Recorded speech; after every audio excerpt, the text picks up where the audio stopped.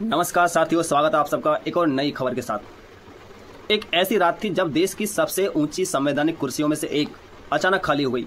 कोई शोर नहीं, कोई पूर्व सूचना नहीं, कोई प्रेस कॉन्फ्रेंस नहीं, बस एक सादा सा प्रेस रिलीज और उसके पीछे छिपी थी एक गूंज, जैसे कोई दरवाजा बंद हुआ हो बिना आवाज के।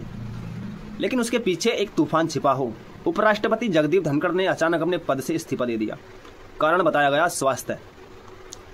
लेकिन भारत में जब भी कोई बड़ी हस्ती अचानक बीमार पड़ती है और उतनी ही चुपचाप पद छोड़ती है तो सवाल सिर्फ क्या हुआ का नहीं होता दोस्तों, सवाल होता है क्यों हुआ, कब से हो रहा था और किसे पहले से पता था।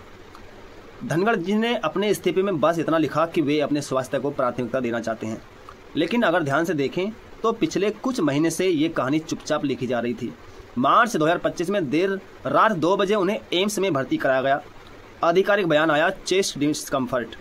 लेकिन चेस्ट डिस्कम्फर्ट का इलाज 4 दिन तक एम्स के क्रिटिकल केयर यूनिट में। कोई हल्का बुखार होता तब भी आम आदमी को इतनी सुविधा नहीं मिलती।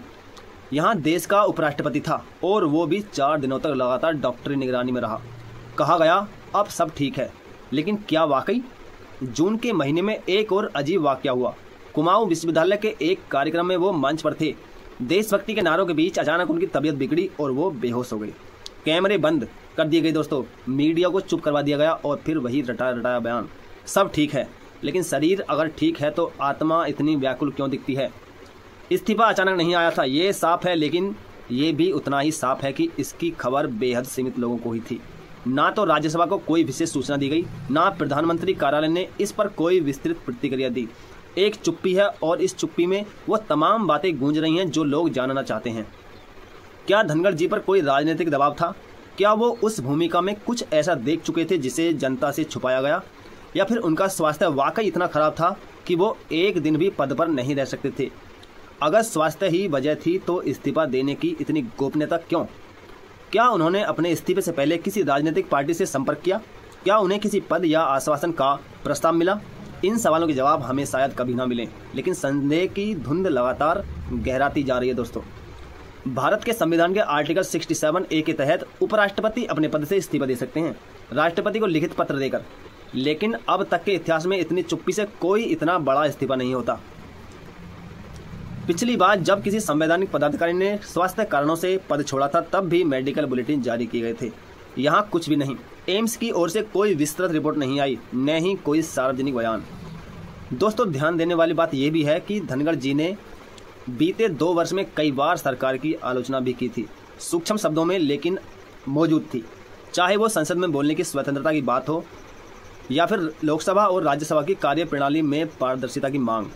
उन्होंने कई बार संकेतों में कहा कि संसद को सरकार से अलग संस्थान की तरह देखा जाना चाहिए।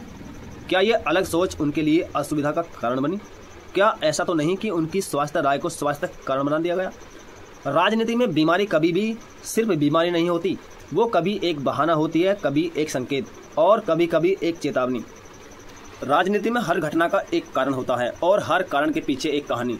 अब सवाल ये है कि क्या ये कहानी सिर्फ एक बीमार शरीर की है या एक घायल आत्मा की भी? सत्ताधारी दल की ओर से तो बयान यही आया कि यह उनका व्यक्तिगत निर्णय था, लेकिन विपक्ष इस पर चुप नहीं रहा। कांग्रेस के वरिष्ठ नेता जयराम रमेश ने ट्वीट किया, there is more than meets the eye, मतलब सीधी बात नहीं है, कुछ और भी है। अब आप ही सोचिए, एक अनुभवी राजनेता, एक वकील, एक राज्यपाल और अब देश का उपराष्ट्रपति, क्या वो इतनी असहाय स्थिति में था कि अपने स्वास्थ्य को लेकर अकेले निर्णय ले सके, या फिर उन्हें निर्णय लेने के लिए मजबूर किया गया? इधर एक और चर्चा धीरे धीरे दोस्तों गर्म हो रही है। क्या धनखड़ जी का इस्तीफा सिर्फ शुरुआत है? क्या आगे और बड़े इस्तीफे या बदलाव आने वाले हैं? संसद का मानसून सत्र शुरू होने वाला है और ठीक उसी दिन इस्तीफा आ जाना, क्या ये महज संयोग है या फिर कोई राजनीतिक प्लानिंग?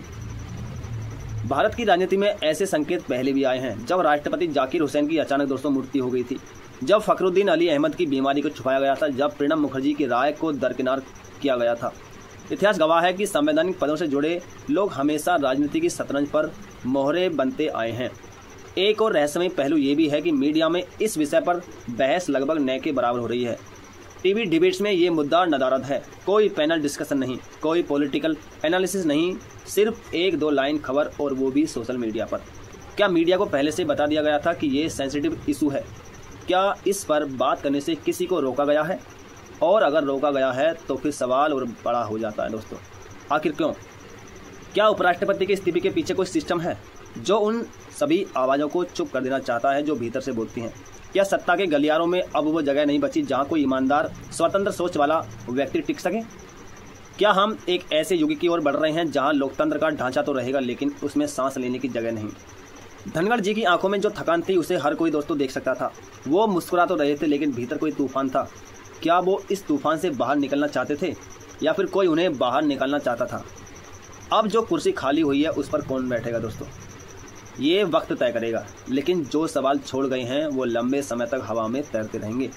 क्या आप भी महसूस करते हैं कि ये सिर्फ एक इस्तीफा नहीं है, ये एक संकेत है, एक इशारा है कि भारत की राजनीति अब एक और मोड़ पर है जहां चुप रहना ही सबसे बड़ी सजा बन चुका है और बोलने की हिम्मत रखने वाले धीरे धीरे बाहर किए जा रहे हैं। तो अगली बार जब आप किसी नेता को अचानक बीमार पड़ते देखें, जब कोई बिना शोर के इस्तीफा दे दे, तो याद रखिए सत्ता की कहानियां अक्सर मौन में ही सबसे ज़्यादा चीखती हैं। तो दोस्तों ये था हमारा उपराष्ट्रपति जगदीप धनखड़ के इस्तीफे से रिलेटेड एनालिसिस। आपको हमारा यह एनालिसिस कैसा लगा?